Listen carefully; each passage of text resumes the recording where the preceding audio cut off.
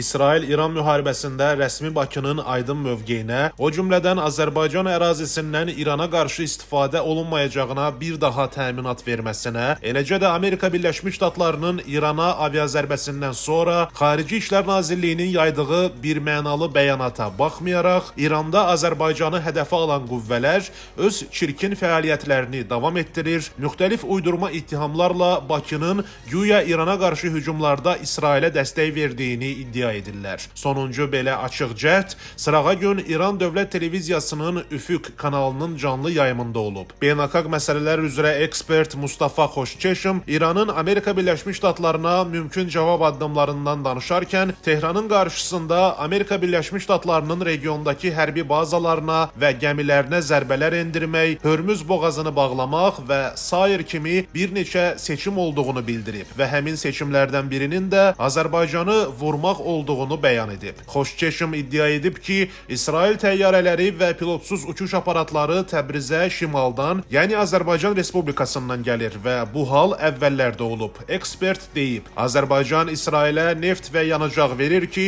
onun təyyarələri gedib Qəzzəni və Livanı vursun. Sonra da bizim qadınların və uşaqların üstünə gəlsin, İrana bomba töksün. Azərbaycanın neft kəməri yaxınlıqdadır. Bizim qarşımızdakı seçimlərdən biri də budur ki, regiondakı neft və yanacaq infrastrukturunu vuraq. Göründüyü kimi, Dövlət Televiziyasının daimi siyasi şərhçisi İran ordusunu Bakı-Tbilisi-Ceyhan neft kəmərinə zərbə endirməyə çağırıb. Eyni zamanda o, İranın yaralı yeri olan Zəngəzur dəhlizi mövzusunu da unutmayıb və həmin çıxışında deyib, Azərbaycan Zəngəzurla bağlı hərbi təlim keçirmək istəyir. Görür ki, bizim başımız qarışıqdır. Ona görə Ermənistanın Sünik vilayəti yaxınlığında təlim keçirib Zəngəzur dəhlizini açmağa çalışır. Bu isə bizim geosiyasi boğulmağımıza səbəb olar. Bizim şimal-cənub dəhlizimiz bağlanar. Bu da zarafat deyil. Odur ki, hesablamalarımızda bunu nəzərə almalıyıq. Qeyd edək ki, Mustafa Xoşçeşim İranda sıradan bir ekspert deyil.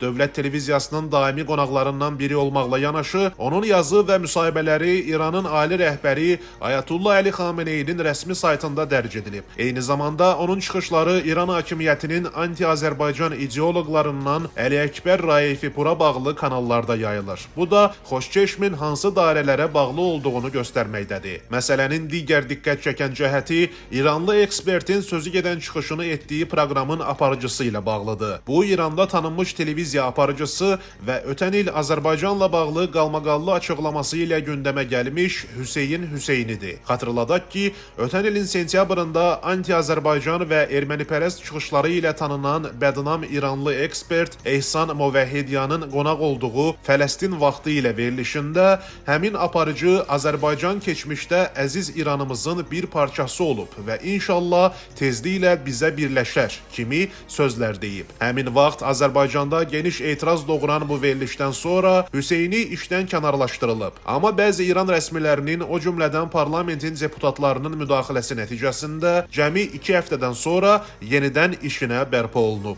Bu fakt sözü gedən verilişdə aparıcının nə üçün ekspertə etiraz etməməsinə aydınlıq gətirir və onların eyni anti-Azərbaycan şəbəkənin təmsilçiləri olduğunu nümayiş etdirir. Həmin şəbəkəyə daxil olan Səhər kanalının əsas aparıcı və şərhçilərindən biri Novruz Purmənd də İran-İsrail müharibəsinin qızğın çağında Türkiyə televiziyalarından birində çıxış edərkən fürsətdən istifadə edərək Azərbaycan əleyhinə ittihamlar səsləndirib və güya ad çəkmədən İsrail raketlərinin, pilotsuz uçuş aparatlarının və qırıcılarının İranın şimalında yerləşən ölkədən, yəni Azərbaycandan İrana hücum etdiyini və bunu dəqiq bildiklərini iddia edib. Ardınca da Azərbaycan hökumətini və mediasını təhdid edib. Analoji təhdid dünən Sepaha bağlı Telegram kanalı tərəfindən də səsləndirilib. Kanalın iddiasına görə Azərbaycan İrana qarşı İsraillə əlbirdir və İsrail iyunun 23-də Tehrana etdiyi hücumlarda Azərbaycanın hava məkanından istifadə edib. Bu iddia əsasında kanal yazıb. İran Azərbaycanın bu əməlinə göz yummayacaq və onu unutmayacaq. Azərbaycan hökuməti İran xalqına qarşı əməliyyatlara dəstəyinə görə cavab verəcək. Anti-Azərbaycan mövqeyi ilə tanınan Azəriha saytının Telegram kanalında bu iddianı əks etdirən video paylaşılıb və Azərbaycan İsraillilərin ikinci vətəni adlandırılıb. Qeyd edək ki, İran-İsrail müharibəsi başlayandan bəri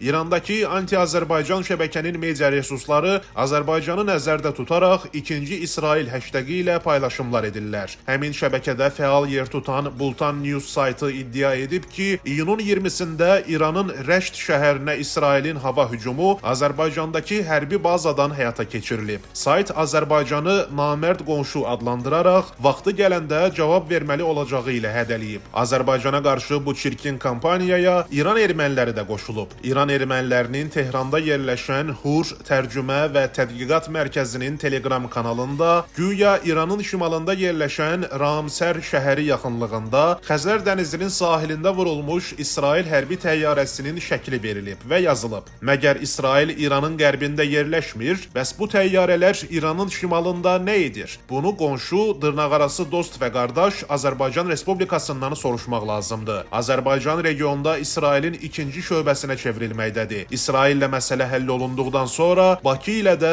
məşğul olmaq lazımdır. Yayılan məlumata görə bugündən İran-İsrail savaşında atəşkəs razılaşması əldə olunub. Amma görünən odur ki, İranda illərdən bəri fəaliyyət göstərən anti-Azərbaycan şəbəkəsinin Azərbaycan əleyhinə apardığı çirkin təbliğatda və şər böhtan kampaniyasında atəşkəs olmayacaq.